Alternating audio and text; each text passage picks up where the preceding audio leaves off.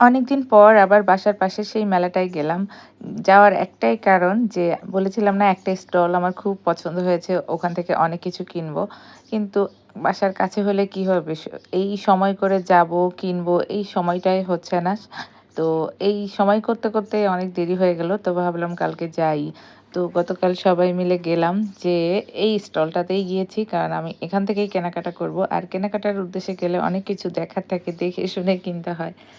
তো গেলাম। উম যাওয়ার পরে এই যে স্টলটা দেখাই। এত সুন্দর, সুন্দর জিনিস পুরা হাতের কাজের, মাটির কাজের, তারপরে কাঠের কাজের, বাঁশের সবকিছু মিলায়ে এই দোকানটায় আমার কাছে খুবই ভালো লেগেছে। এটা খুব বড় একটা স্টল।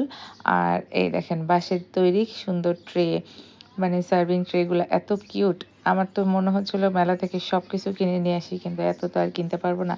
তো সবকিছু রিজনেবল প্রাইসও বলব না, আবার খুব বেশি প্রাইস যে তাও না। মোটামুটি একটু দামাদামি করে কিনতে হয়। কারণ ওনারা তো চাইবে একটু বেশি দামে বিক্রি করতে। তো সেই অবস্থা।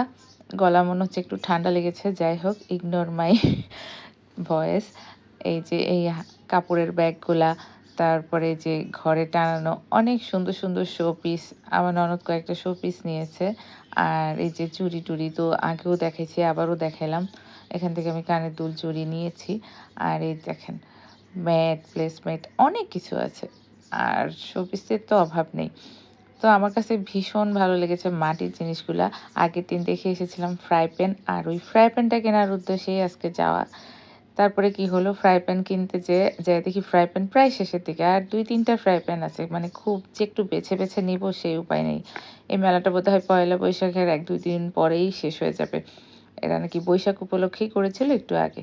তারপরে আর কি অনেক কষ্টে খুঁজে-মুজে, যেহেতু এখন প্রায় শেষের দিকে অনেকটাই জিনিসপত্র কমে এসেছে। এরা আবার নতুন করে আনছেও না। এই দেখেন, এই মাটির হাঁড়িটা কিনলাম ঢাকনাসহ। এত কিউট লাগতেছিল। এটা কিন্তু খুব বেশি বড় না।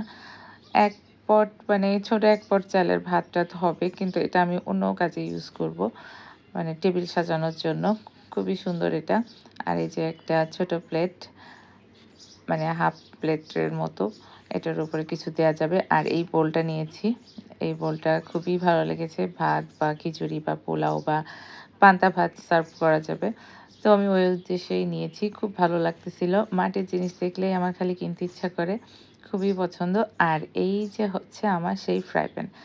তো বললাম না ফ্রাই প্যান খুব একটা যে পছন্দ করে নিবো অনেকগুলার ভিতরে একটা, সেই অপশনটা এখন শেষ হয়ে গেছে। ৩ টা ছিল, তার মধ্য থেকেই একটা নিয়েছি। এটা একটু বড়, বড় ছিল। তবে ফ্রাই প্যানগুলো খুবই পাতলা। আমি একটা কড়াইতে রান্না করে আপনাদের দেখাইছি। ওইটা যেমন একটু ভারী ছিল, এটা একটু পাতলা টাইপের।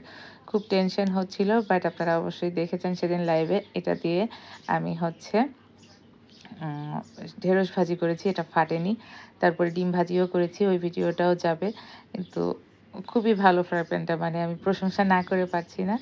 বেশ ভালো। তবে ফ্রাই প্যানটা ১ম দিনেই কাজ করে না, একটু আস্তে, আস্তে কাজ করে। আর এই কিউট পুতুলগুলো আমরা ছোটবেলায় কিনতাম, খেলতাম। তো সেটা মনে পড়ে এটা আবার কিনছি। তো সবাই ভালো থাকবেন।